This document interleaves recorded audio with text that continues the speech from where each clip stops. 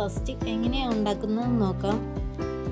അതിനായി നിങ്ങൾ എന്തോരമാണോ ചെമ്മീൻ എടുക്കുന്നത് അതിനനുസരിച്ച് ഉപ്പും മഞ്ഞപ്പൊടിയും ചെമ്മീൻ വേവുന്നതിന് ആവശ്യമായിട്ടുള്ള വെള്ളം ഒഴിച്ചു കൊടുത്ത് നല്ലപോലെ മിക്സ് ചെയ്ത് അതിന് വേവിക്കാൻ വെക്കാം.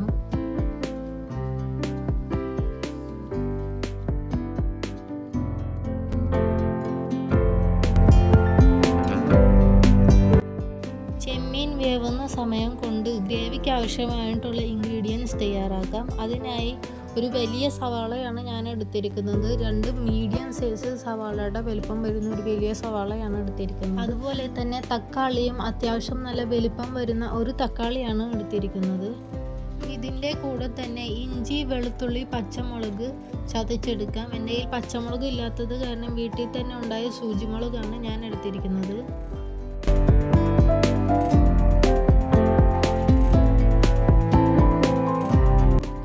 ശേഷം ഒരു ചട്ടി വെച്ച് ചട്ടി ചൂടായി വരുമ്പോൾ അല്പം വെളിച്ചെണ്ണയും ഒഴിച്ച്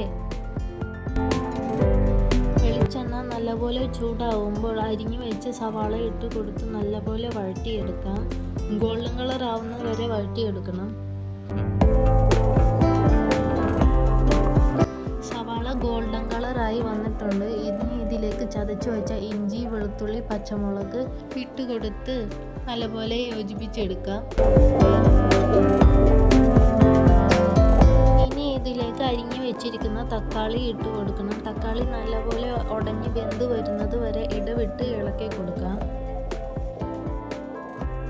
തക്കാളി നല്ലപോലെ വെന്തുടഞ്ഞു വന്നിട്ടുണ്ട്. അതിലേക്ക് ഇനി മസാലക്കൂട്ടുകൾ ചേർക്കാം. മുളക് പൊടി, മല്ലിപ്പൊടി, മഞ്ഞൾപ്പൊടി, ഗരം മസാലപ്പൊടി എല്ലാം ചേർത്ത് മിക്സ് ചെയ്തെടുക്കാം. മസാലയുടെ പച്ചമണം മാറുന്നത് വരെ വഴറ്റിയെടുക്കാം. പച്ചമണമെല്ലാം മാറി നല്ലപോലെ വഴണ്ടി വന്നിട്ടുണ്ട്. ഇനി ഇതിലേക്ക് ഗ്രേവിക്ക് ആവശ്യമായിട്ടുള്ള വെള്ളം ഒഴിച്ച് കൊടുത്ത് നല്ലപോലെ മിക്സ് ചെയ്തെടുക്കാം.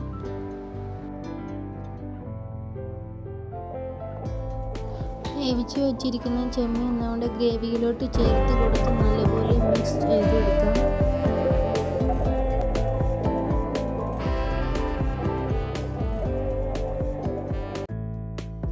ഈ ടൈമിൽ കറിക്ക് ആവശ്യമായിട്ടുള്ള ഉപ്പ് നോക്കി ഉപ്പിട്ട് കൊടുക്കണം.